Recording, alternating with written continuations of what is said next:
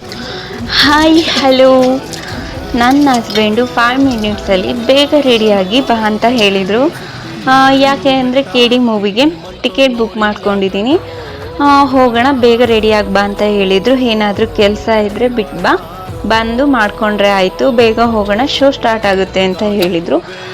ನಾನು ಅದೇ ಖುಷಿಗೆ 5 ನಿಮಿಷದಲ್ಲಿ ರೆಡಿಯಾಗಿ ಹೊರಟು ಬಂದ್ವಿ.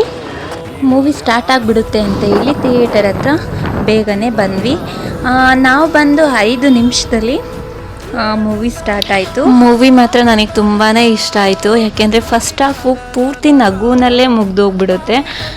Second ಹಾಫಲ್ಲಿ emotions, family drama, fightings ಎಲ್ಲ ಥರದ್ದು ಇದೆ. ಟೋಟಲಿ ಈ ಮೂವಿ ಹೇಳಬೇಕು ಅಂತಂದರೆ ಎಲ್ಲ ಥರ ಮಿಕ್ಸಲ್ಲಂತೂ ಚೆನ್ನಾಗಿದೆ. ನಗುಗೂ ಕಮ್ಮಿ ಇಲ್ಲ, ಫೈಟಿಂಗ್ಸ್ಗೂ ಕಮ್ಮಿ ಇಲ್ಲ, ಅಳುಗೂ ಕಮ್ಮಿ ಇಲ್ಲ. ಹೀರೋಯಿನ್ದು ಡೆಡಿಕೇಶನ್ ಅಂತೂ ತುಂಬಾ ಚೆನ್ನಾಗಿದೆ. ಅದರಲ್ಲೂ ಹೀರೋಯಿನ್ ಡೆಡಿಕೇಶನ್ ಅಂತೂ ತುಂಬಾ ಚೆನ್ನಾಗಿದೆ. ಯಾಕೆಂದರೆ ಈ ಮೂವಿನಲ್ಲಿ ಮಹಾಭಾರತ ಸ್ವಲ್ಪ ಹೋಲುತ್ತೆ. ಯಾಕೆಂದರೆ ಮಹಾಭಾರತದಲ್ಲಿ ದ್ರೌಪದಿ ತಲೆ ಕೂದಲು ಹಿಡಿದು ಎಳೆದಾಡಿ ದ್ರೌಪದಿನ ಅವಮಾನ ಮಾಡ್ತಾರೆ.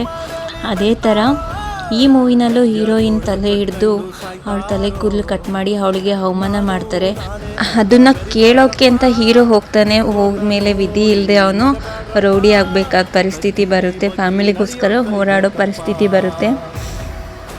ಹೀರೋ ರೌಡಿ ಆಗಿದ್ದರಿಂದ KD ಪಾರ್ಟ್ 2ನಲ್ಲಿ ಲಾಭ ಪಡ್ಕೊಂಡವ್ರು ಯಾರು, ಸ್ವಾರ್ಥ ಆದವ್ರು ಯಾರು, ಸ್ವಾರ್ಥಕ್ಕೆ ತಂದು ಬಳಸ್ಕೊಂಡವ್ರು ಯಾರು, ಸ್ವಾರ್ಥದಿಂದ ಮೋಸ ಹೋದವ್ರು ಯಾರು ಅನ್ನೋದು ತೋರಿಸೋ ಥರ ಇದೆ.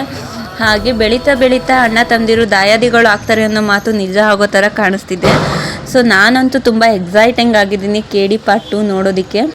ಆದಷ್ಟು ಬೇಗ KD ಪಾರ್ಟ್ 2 ಬರಲಿ ಅಂತ ಹೇಳಿ ಬ್ಲಾಗ್ನ ಮುಗಿಸ್ತಿದ್ದೀನಿ. ಬಾಯ್ ಬಾಯ್.